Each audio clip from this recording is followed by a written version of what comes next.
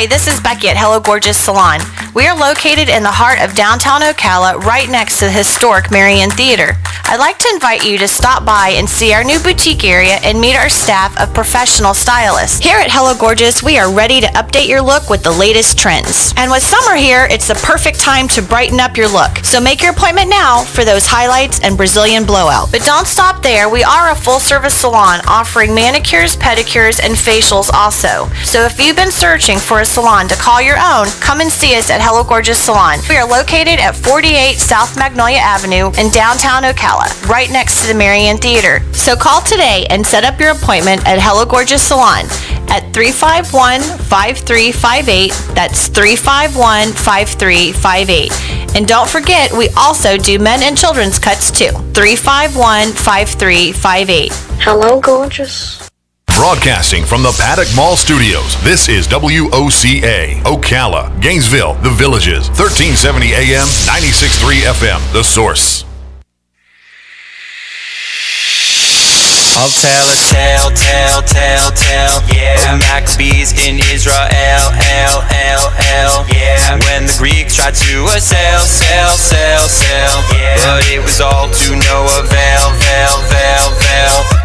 yeah. The war went on and on and on until the mighty Greeks were gone, yeah. I put my lockers in the air sometimes, saying hey-oh, spin the dreidel. See, this is what the Jewish people needed for a long time, Robin. They needed something hip. Yeah. This is cool stuff, right? I learned about the Maccabees from Rabbi Yossi Hecht. Yes. And somehow he forgot to come in, but he's on the phone and he's going to teach us about Hanukkah. Yes. I'm sorry, Rabbi, but I just love the song. Good morning, Rabbi. How are you? Good morning to you. Yep, the Maccabees is a lot of fun. Oh my gosh. It's a lot of fun to listen to. And the Jewish people needed something that was modern, don't you think? I mean, you guys were, you needed a Mariah Carey kind of a thing, right? No more old rabbis with white beards. This is modern age. So how are you doing? So Hanukkah is tomorrow at sundown, right? Mm-hmm. It's an exciting time. That's right. Begins tomorrow night. Yep. Exciting time. And it goes on for 8 days, so that's 8 days of presents for us. Rub it in. Right? He likes to rub it in, Robert. I know, I like that. But you know what? You know what I was reading the other day? I was reading this psychology thing that said that giving more than 4 presents at a time is kind of unhealthy for a kid. So you guys can give one a night for 8 nights, and boy, you get 8 presents. That's better than 4. There you go. I'm sure no kids will complain if they get 4. That's right. So where are you? What happened? You forgot to come in? Well, there was a little confusion with the timing. Oh, okay. So are you in Ocala now? Where are you? We'll make sure to see you again. Are you in Oxford? Yeah, I'm still here. Oh, okay. So I know I ask you this every year, but could you teach us about Hanukkah a little bit for those who don't know what it is? Of course. So Hanukkah is a special holiday. Hanukkah is a time when we commemorate the story of the Jewish people during the time of the Greek-Roman Empire. This was about 250 BCE, and they were then forbidding the Jewish people from living as Jews, and they tried to force them to live under the Greek culture. And finally, there was a group called the Maccabees. They got up and they waged a war. They were a very, very tiny, army, and still they were able to overpower the great, large, and strong Greek armies, which in itself was a miracle. And then when they came back into the temple and they tried to clean up the temple, which was destroyed by the Greeks, they brought in some of their idolatry there. They brought in some of their deities, and they had to clean it up, and they finally cleaned it up. And one of the things that was done in the temple every day is that we light the menorah. And they tried to light the menorah, and they needed some pure oil. They didn't have enough oil to last they only had enough to last for 1 day, which they need a very large amount of oil that needs to burn for 24 hours in the temple. and seeing that they didn't have enough to last it would take 8 days to get the oil again. They lit the oil that they had, and miraculously the oil burned again, and it burned another day, and it burned another day, and it burns for 8 days.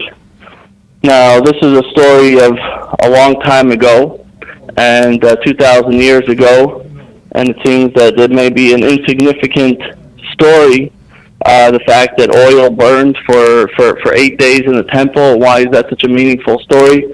But it's really a very powerful story, because it tells us about the fact that sometime when we are alone in exile, sometimes when we are feeling that we are a small minority, sometimes when we feel that we are left alone, you need to know that there is a candle that's burning, that there's a flame that's burning, and the pure oil, which is the soul within every single individual, continues to burn.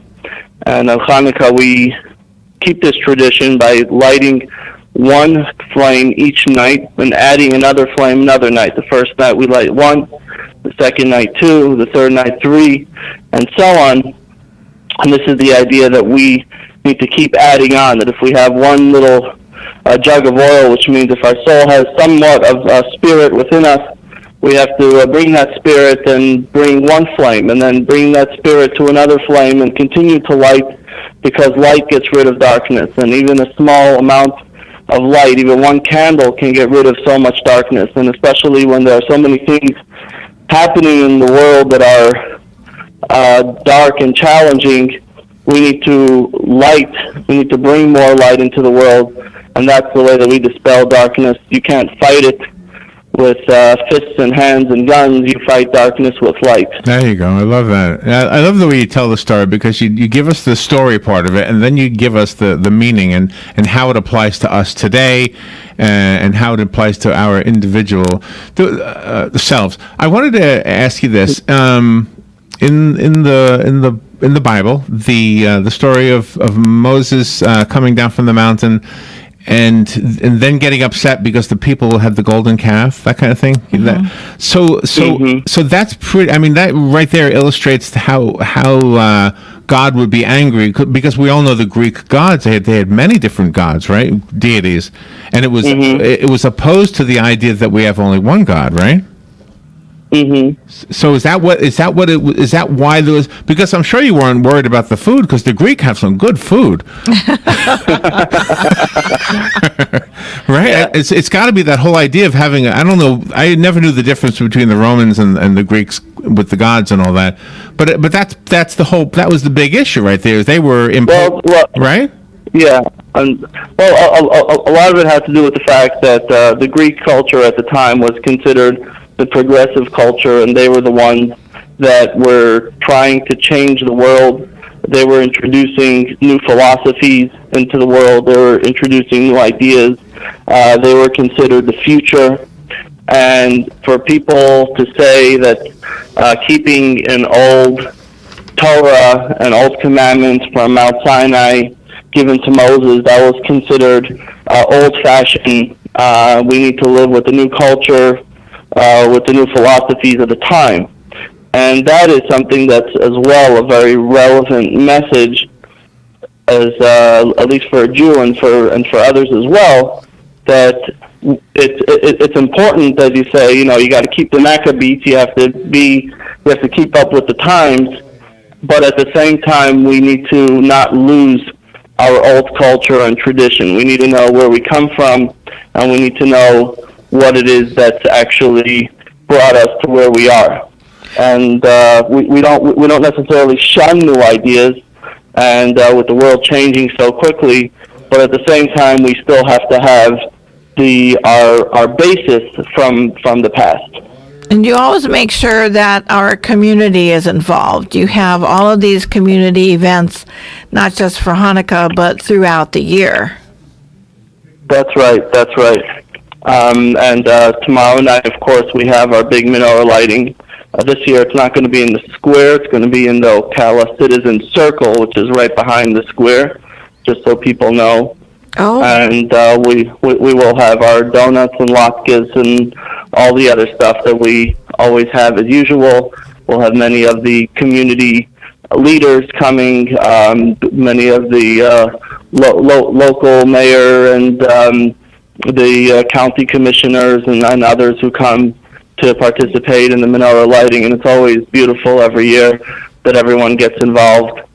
And that's going to be tomorrow night at 6. You know, in a way, you were a pioneer as far as fighting not an enemy with swords or weapons, but with ideology, I guess, because I remember you telling us that when you first moved here, you felt like you were the only Jew in town, and then you would meet somebody else. It was almost like secretive. You didn't even want to share it with anybody.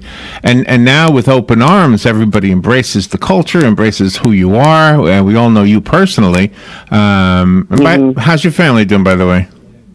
My family's doing great, thank God. Oh, good. Yeah, thank God is right. Yeah, thank you for asking. And so, to make my point, the Mayor Ken Quinn. I mean, he's a great supporter of what you do, and a great supporter of so many of the different things that we all do. Yeah, absolutely, and he's also a great supporter of Israel, and we thank him for that. And there's so many of our causes that he stands for, and he is a very, very dear friend. And like you said, when I came, it was considered a big novelty. The fact of putting up a menorah in the downtown square, it was almost unheard of at the time. They obviously you had the big lighting with the Christmas trees and everything every year, but to have a menorah there was unheard of. And then we did it the first time. I think it was 2009, and since then it's become sort of part of the season. It is, absolutely, yeah. And I always enjoyed the menorah when it was on the square, because that showed everybody that comes through town that our cultures are very diverse and we all get along with each other. I'm kind of disappointed that it had to go to Citizen Circle this year. Yeah. I mean, it's right next door. The scheduling didn't work out because of the way Chanukah falls out. We wanted it to be towards the beginning of Chanukah, and the square wasn't available during that time. Mm-hmm. So we opted for the circle, but I'm sure it'll be very nice. Yeah, I'm sure it will be too. So who's speaking tonight? Tomorrow night? Who's on the? I'm sure you are. You're the star of the show usually.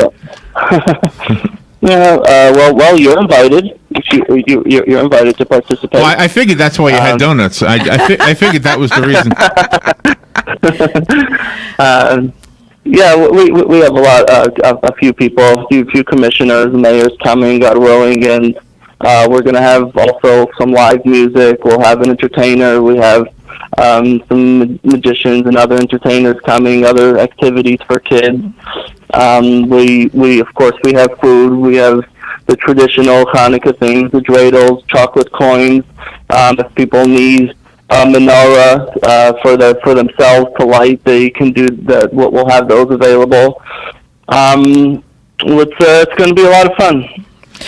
And you always encourage people to bring non-perishable food items. Is that still true for tomorrow? Yeah, well, we did have one year we actually made a menorah out of canned food. Mm-hmm. And if people want to bring food, we'll make sure that it's donated to a local food bank for people that need that. And for those that are hungry, we're not going to have an actual menorah this year. But yes, there are those who want to donate it, absolutely. Did you finish? It felt like you got short right there. You got cut short. Oh, you have a cold? You have a cold? No, okay. Okay. One of the most amazing things also, Rabbi, about you and about your mission is that you always include the children. The children are always welcome, and you always take time to answer their questions and include them in all of the ceremonies. Well, the children are our future, and the children is where it's actually going to make a difference. Our sages tell us that when God wanted to give the Jewish people the Torah at Mount Sinai, that God asked them, who is going to be your guarantors that you're going to keep all the commandments that are in here? And they said, well, our forefathers, Abraham, Isaac, and Jacob. And God said, no, that's not enough. And then they said, well, what about our parents? And God said, no, that's not enough. And then they said, well, our children will be our guarantors. And God said, okay, now I know that I can trust you with my book. And this is what is really important, that we pass that on to our children. Now, of course, when you live in a place where there aren't as many children in this community, obviously for the most part it's an older community, but children play a very important and significant role. My own children are very involved in everything that we do. They are, sometimes my daughter, Mati, tells me, Daddy, why didn't you do something in this way, or you're supposed to do this, or you're supposed to do that? And now she starts telling me what I should do. Oh, really? Oh, no. I love that. Oh, no. So then you're doing something right when your kids are telling you what you're supposed to be doing. Do you know, when I first met you, I thought either I'm getting old or this is the youngest rabbi I've ever met. And now, and I believe that was before you had any children. I think that's how long we've known you. And now listen to you. I had one daughter when we moved. Yeah, is that right? And you did something amazing. You and like 500 other rabbis. You all met in New York, and you had this amazing gathering there. It was absolutely fabulous.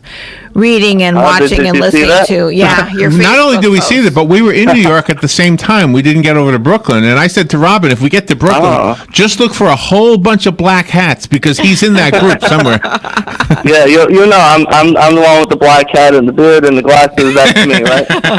I wish I would have known. I could have invited you to the convention.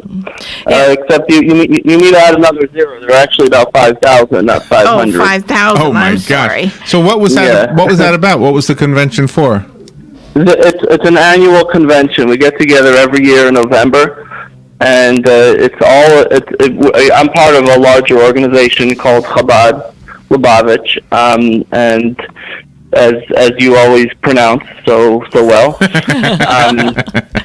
And this organization was founded by the Lubavitcher Rabbi Menachem Mendel Schneerson, who lived in New York, and he sends emissaries all over the world to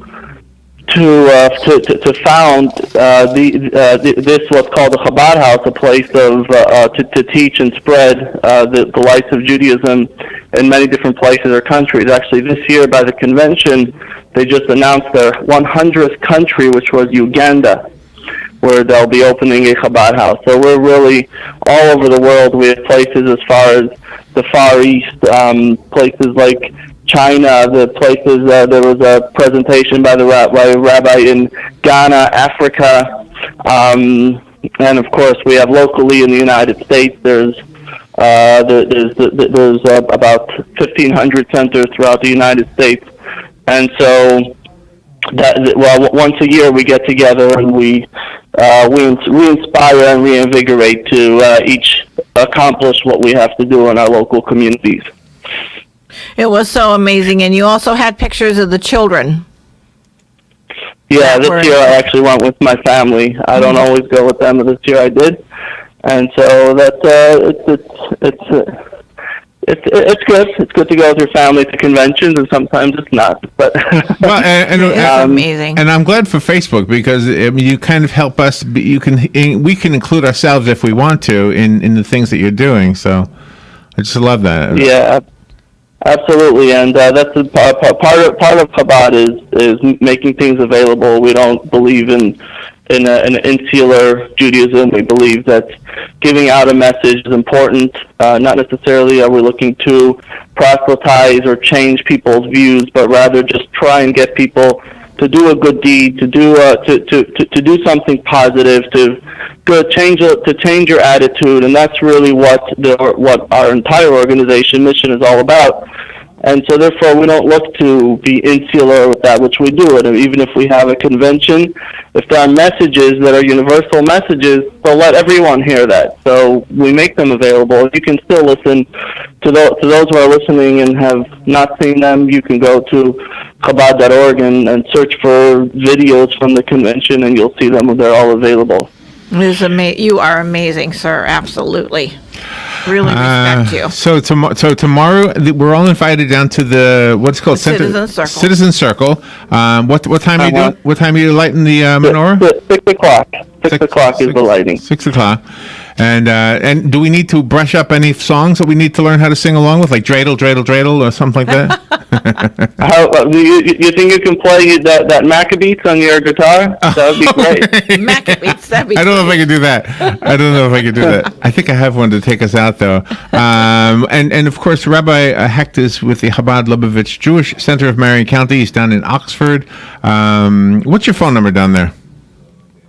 352-330-4466.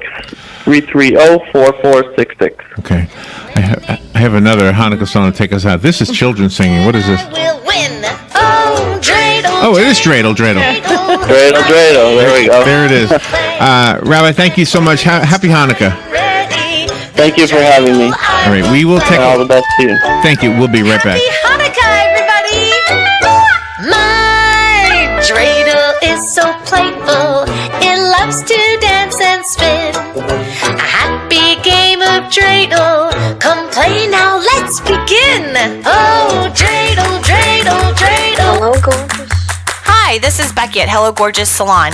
We are located in the heart of downtown Ocala, right next to the historic Marion Theater. I'd like to invite you to stop by and see our new boutique area and meet our staff of professional stylists. Here at Hello Gorgeous, we are ready to update your look with the latest trends. And with summer here, it's the perfect time to brighten up your look. So make your appointment now for those highlights and Brazilian blowout. But don't stop there. We are a full-service salon offering manicures, pedicures, and facials also. So if you've been searching for a salon to call your own, come and see us at Hello Gorgeous Salon. We are located at 48 South Magnolia Avenue in downtown Ocala, right next to the Marion Theater. So call today and set up your appointment at Hello Gorgeous Salon at 351-5358. That's 351-5358. And don't forget, we also do men and children's cuts too. 351-5358. Hello, gorgeous. Hey guys, looking for something unique? Then try TripAdvisor's #1, the Gypsy Gold Farm Tour. What's so special? Your 2-hour tour begins with one of the most unique stories in the annals of equine history and continues with a walk to meet historical gypsy vanner horses and more. Photo opportunities and a gift shop await your holiday visit. Tours are every Wednesday, Friday, and Saturday from 10 a.m. until noon. Only $20 per person. Children 5 years old and under are free. Book now at gypsygold.com. Bicycles are great fun. You see nature up close. You get no impact exercise. The possibilities are endless. You could start your bicycling adventure at Brick City Bicycles. Young or old, experienced or a new rider.